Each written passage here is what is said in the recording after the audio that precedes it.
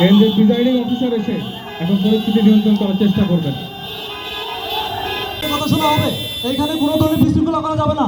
Vote কেন্দ্রের ভিতরে কোনো ধরনের উশৃঙ্খল কোনো সবাই এখান থেকে শান্তভাবে বের হয়ে যান। আপনাদের কথা শোনা হবে। দেখা যাচ্ছে প্রিজাইডিং অফিসার পরিস্থিতি এখন প্রিজাইডিং অফিসার ফোনের মাধ্যমে অবস্থার কথা জানাবেন। রেসপন্স টিম কেন্দ্রে ঢুকে পড়েছে। দেখতে কিছু সব মিছিলকারী